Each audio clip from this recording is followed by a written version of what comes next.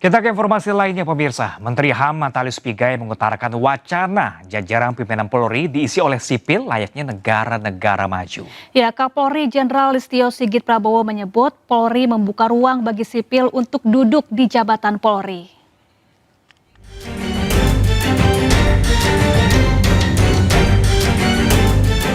Menteri HAM Natalius Pigai menyampaikan gagasan agar pejabat kepolisian bisa diisi oleh sipil.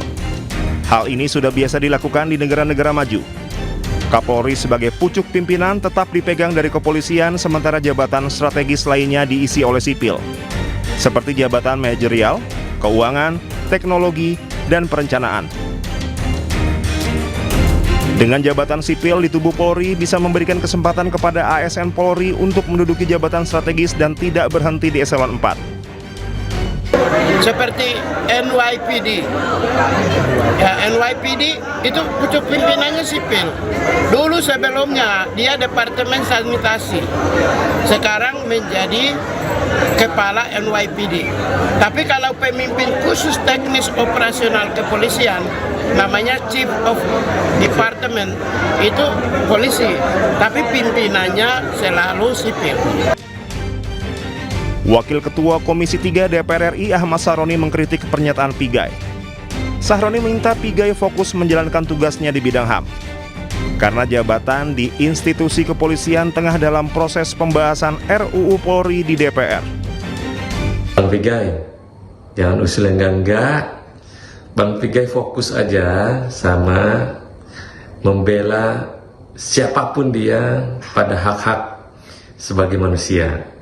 Rasanya itu lebih bermartabat daripada Bang Pigai mengusulkan jabatan pucuk pimpinan di kepolisian bisa diberikan oleh sipil. Bang, please Bang, Abang fokus saja kepada pekerjaan Abang, jangan ngurusin yang lain-lain.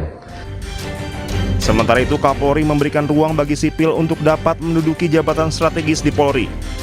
Hal ini juga menjadi timbal balik karena polisi juga bisa menjabat di luar struktur. Ya memang kita memberikan ruang resiprokal untuk ASN bisa masuk ke polisi. Oh, begitu. Jadi akan didorong direvisi. Pada saat kita diberikan ruang di luar struktur, maka kita juga memberikan ruang dari ASN di luar Polri untuk bisa masuk ke Polri. Saat ini revisi Undang-Undang Polri masih dalam pembahasan di DPR. Pemerintah menginginkan substansi yang direvisi dalam Undang-Undang Polri akan menguatkan pelayanan, pengayom, dan pelindung masyarakat. Tim Liputan Anyus melaporkan.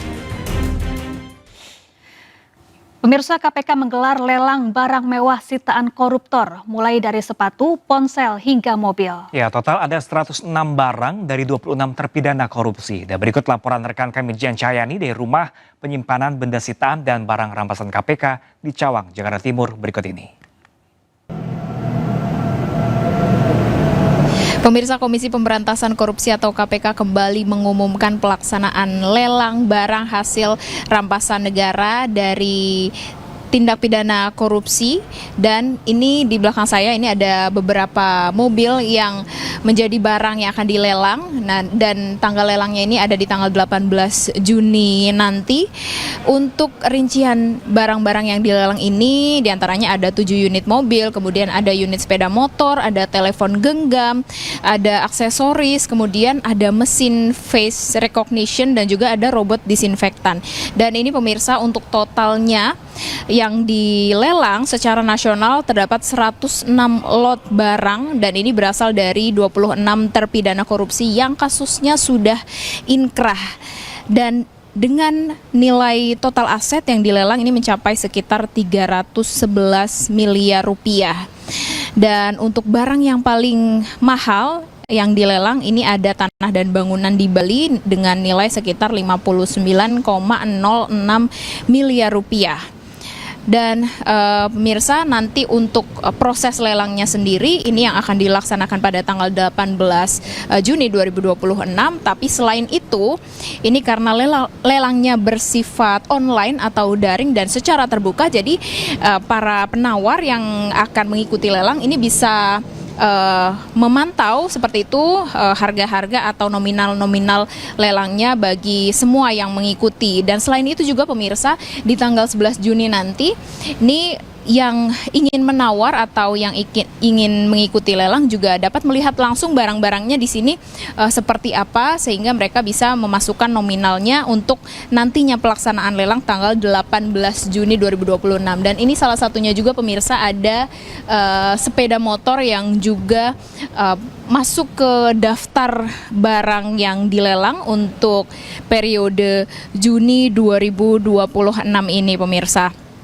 Dan tentu saja ini baru sebagian atau ini baru barang lelang yang untuk bulan Juni. Dan tentu saja tadi kami juga sudah mendapatkan informasi dari Direktur Pelacakan Aset, Pengelolaan Barang Bukti dan Eksekusi di KPK.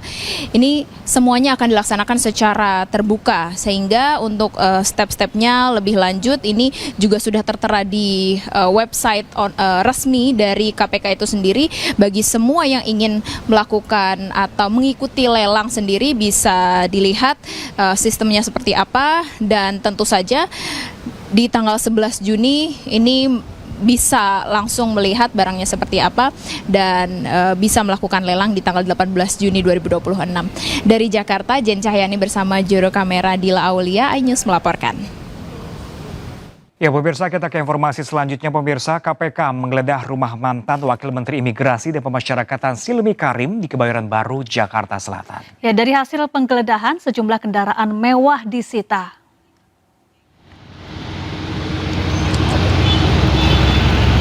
Sedikitnya 4 moge, 2 mobil Porsche dan sejumlah sepeda mewah milik mantan Wakil Menteri IMIPAS Silmi Karim disita KPK.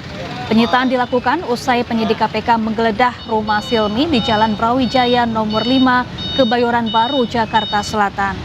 Selain menyita sejumlah kendaraan mewah, KPK juga mengumpulkan bukti-bukti lain. Silmi Karim dan 7 orang lainnya ditetapkan sebagai tersangka dalam kasus dugaan pemerasan pengurusan izin tinggal warga negara asing.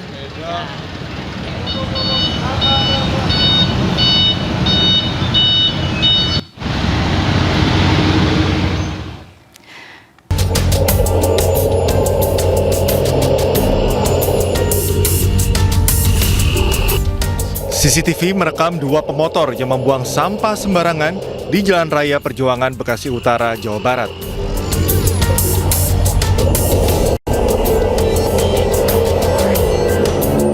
Bahkan sejumlah pemotor lain juga melakukan aksi buang sampah sembarangan.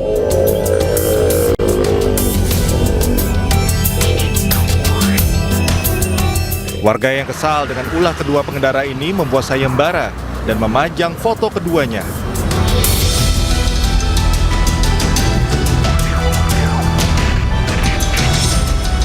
Di lokasi lainnya, CCTV merekam Pasutri, pengendara motor yang membawa anak membuang sampah di depan rumah warga. Sontak kejadian ini meresahkan warga sekitar. Ya mungkin udah karena kecapean, bau juga sering, jadi dipantau CCTV kebetulan dapat kayaknya. Dapat kena CCTV. Warga berharap agar pelaku segera ditangkap dan ditindak tegas petugas yang berwenang.